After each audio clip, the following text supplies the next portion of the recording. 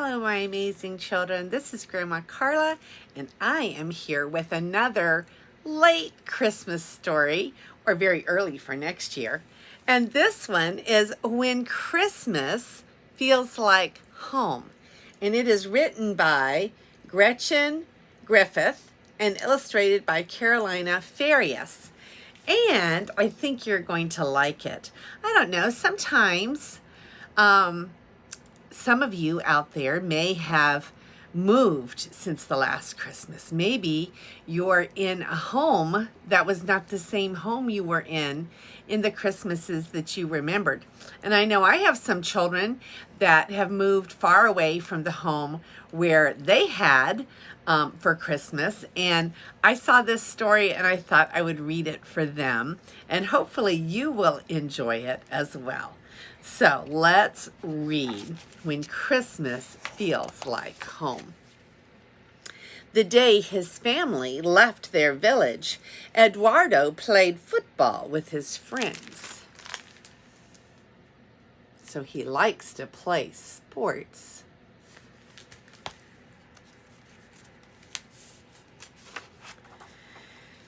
When his father said, "We must go, vamos," Eduardo picked up the ball and climbed into his uncle's van with his family. His friends all went home, but Eduardo could not. His home was not in this village now. It was far away on a street named Sleepy Tree Lane.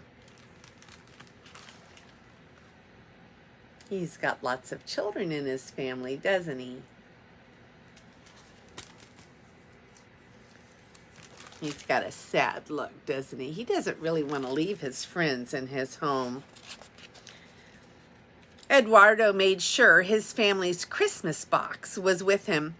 Inside was the Nativity, El Nacimiento. He had made it with his grandfather. Last year, Abuelo helped him to carve the manger from a piece of wood they found in the canal. This Christmas, though, it would decorate a different home. He held the box on his lap as they drove from the village. His head rested on it like a pillow as they sped past rows of silky corn in the fields and inched under bright street lights in the cities. His feet tapped a rhythm on the side of the box as they crossed the hills and the valleys and the muddy rivers. It sounds like he's going too far away to be able to come back very often, doesn't it? When the long trip was over, he carried the box into their new house and put it in a special corner. He ran outside when he heard a school bus clunk to a stop. A noisy group of boys jumped off. They shouted. They ran, just like his friends at home. Eduardo understood one word: football. But the ball the boys played with was long and shaped like a giant egg.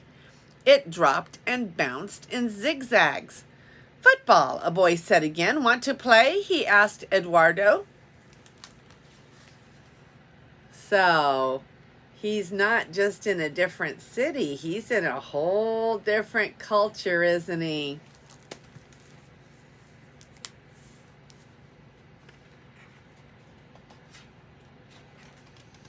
Eduardo rushed to the van and found his football. He held it up for them to see. "Football," he said. He dribbled it around everyone. They played football and they played football. Then they all went home. Did they play some with his football? That's what we call soccer, isn't it? So Eduardo knew how to play soccer, but he didn't know how to play football the way we do in America. But Eduardo didn't want to go to this house. "I want to go home," he said. "Sleepy Tree Lane is our home now," said Papi. "Tio Miguel and Tia Sophia learned to make this their home. We will too." Mama put her arm around Eduardo. "It will feel like home soon enough," she said. "When?" Eduardo asked. "Cuando?" "When we open the Christmas box," she said. "Now?" asked Eduardo. "Ahora?" So he speaks Spanish, doesn't he? His family speaks Spanish. No, some things take time, Tio Miguel said. He pointed to the mountain that they could go see from their new house. First, that mountain will turn the color of the sun. Eduardo looked at that mountain. That can't happen, he said. No se puede. But it will. Then Tio Miguel pointed to a field, and those pumpkins will smile. That can't happen. No se puede. And the trees will become like standing skeletons. That can't happen, Tio Miguel, Eduardo said. Watch, and you will see.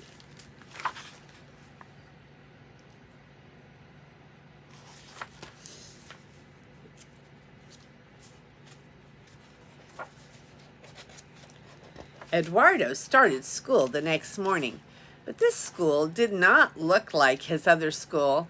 Have a great day, Tia Sofia whispered in his ear. Que tengas un bien día. When will this feel like my school? Eduardo whispered back. When your words float like clouds from your mouth, Tia Sofia said. That can't happen, Eduardo said. No se puede. He's dreaming about his words floating like clouds, isn't he?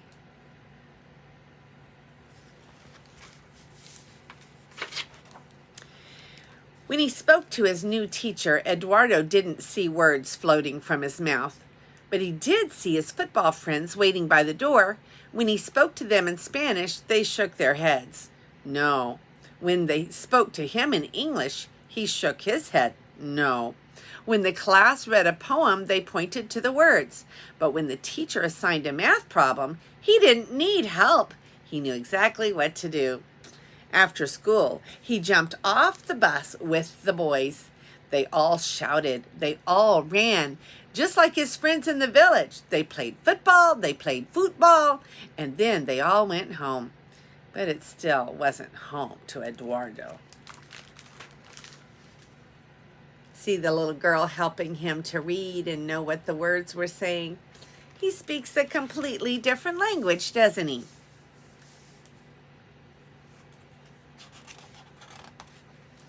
Eduardo rode the bus to school every day. His foot tapped a rhythm on the seat in front of him as the bus inched around the curvy hills. He used his book bag for a pillow on the bus as the bus sped past the green mountainsides. Each day, he saw more blotches of red on the tips of the trees. He saw patches of yellow and orange. The mountain was turning the color of the sun. Just like Tio Miguel had said, right? Tio is the Spanish word for uncle. And tia is the Spanish word for aunt. One Saturday morning, Tia Sofia said, "Today we'll pick your pumpkin.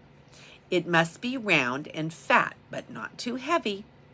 Eduardo stepped over small pumpkins. He leaped over gigantic ones. At last, he found the perfect pumpkin.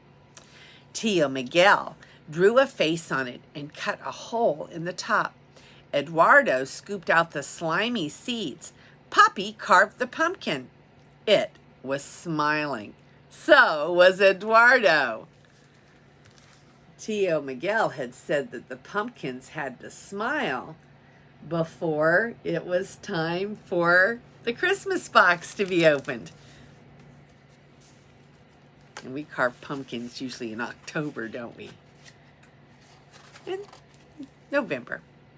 That night, the wind howled and swirled and tugged at the leaves. When he walked outside the next morning, Eduardo felt cold. The trees looked like bony, fingered skeletons. His breath puffed like clouds from his mouth. "I saw my words float away," he told Tia Sofia. "But it doesn't feel like home yet. The Christmas box is still in the corner." "Oh, but there is one more sign," Tio Miguel said. "Trees will ride on cars." No se puede. That can't happen even here.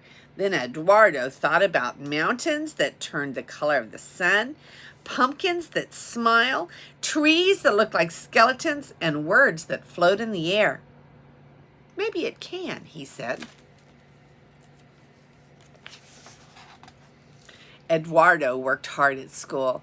His friends taught him English words. He taught them Spanish words. They helped him with reading. He helped them with math. He learned to catch a football. He showed them how to dribble a football. He ate Thanksgiving turkey with them. They ate tortillas with him. And for the first time, Eduardo forgot to ask about the Christmas box. Look at the big family. And some are friends.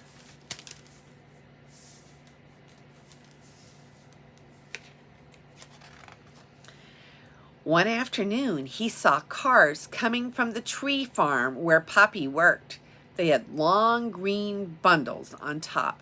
His friend pointed at the cars. "Look, it's almost Christmas," he said. "That's it," Eduardo said. "Trees are riding on cars." He rushed down Sleepy Tree Lane to his home.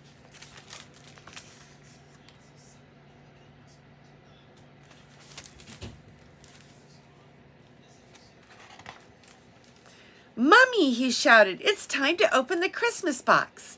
Mommy smiled. "Yes, now, ahora." He pulled the box from the corner where it had been waiting and he dumped its contents on the floor. He helped his mother arrange the nativity, el nacimiento. In the center of it all, Eduardo placed the manger he and Abuelo had carved. See him setting up the little nativity scene there? It's finally time. In the early hours of Christmas Day, Eduardo filled the empty manger with El Niño, the Christ child. He looked at his family gathered around him. "Now, ahora," he said, "this is home." And I hope that you had a very Christ-filled Christmas and that you had a place to call home for Christmas.